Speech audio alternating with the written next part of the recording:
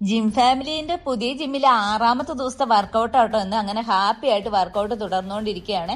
ജിമ്മിൽ വന്ന് ഇങ്ങനെ വരുകയും പോവുകയും ചെയ്യുന്ന സമയത്ത് നമ്മുടെ ഇങ്ങനെ നടുവിനെന്തോ വേദനയാന്ന് പറയുന്നുണ്ട് കേട്ടോ. എന്തോ ഇഞ്ചുറി ആയിട്ടുണ്ടെന്ന് തോന്നുന്നു. അത് അപ്പോൾ തന്നെ നമ്മുടെ ട്രെയിനറെ അറിയിച്ചു കേട്ടോ. അപ്പൊ പുള്ളി അതിന് വേണ്ട കാര്യങ്ങളൊക്കെ ഇങ്ങനെ ചെയ്തു കൊടുത്തോണ്ടിരിക്കുകയാണ്.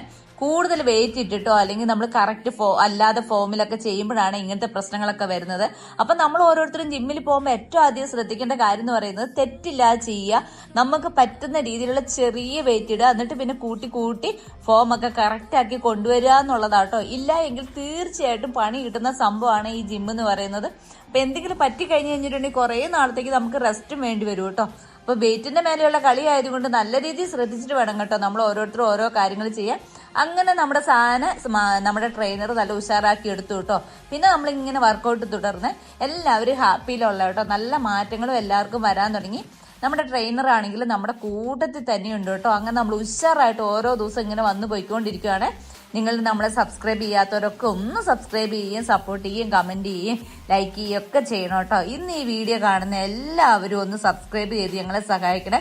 അങ്ങനെ നമ്മുടെ വർക്ക് ഉഷാറായി പോയിക്കൊണ്ടിരിക്കുകയാണ്. ഉണ്ണിക്കുട്ടനാണ് ഈ പിറുപിറുപിറു എന്ന് പറഞ്ഞിട്ട് കേട്ടോ ഏതാണ്ടൊക്കെ ചെയ്ത് തീർക്കുന്നത്. എനിക്കിങ്ങനെയൊന്നും ആക്കാൻ പറ്റൂലേ. ആ വശം തെറ്റി ഇപ്പുറത്തെ വശത്ത് വന്നിരിക്കും കേട്ടോ. എന്നാ പിന്നെ ഞാനാണ് സ്ലോ ആയിട്ട് കേട്ടോ അങ്ങനത്തെ കാര്യങ്ങളൊക്കെ ചെയ്യുള്ളൂ. എന്നെ തടിക്ക് പിടിക്കാത്ത രീതിയിലുള്ള കാര്യങ്ങളാണ് ഞാൻ ചെയ്തുകൊണ്ടിരിക്കുന്നത്. അതുകൊണ്ട് വയറ് കുറയാനും താമസമാകും കേട്ടോ. നമ്മൾ നല്ല രീതിയിൽ ചെയ്യുവാണെങ്കിൽ പെട്ടെന്ന് തന്നെ നമുക്ക് റിസൾട്ട് എടുക്കാൻ പറ്റും. നല്ല രീതിയിൽ ചെയ്യുക എന്ന് പറയുമ്പോൾ വെയിറ്റ് ഒക്കെ കുറച്ച് നമുക്ക് പറ്റുന്ന രീതിയിൽ കറക്റ്റ് ഫോം ഒക്കെ റെഡിയാക്കിയിട്ട് വേണം കേട്ടോ ചെയ്യാൻ. ഇതൊന്നും ചെയ്യാൻ എന്നെ കൊണ്ട് ഒരിക്കലും പറ്റത്തുണ്ടായിരുന്നില്ല.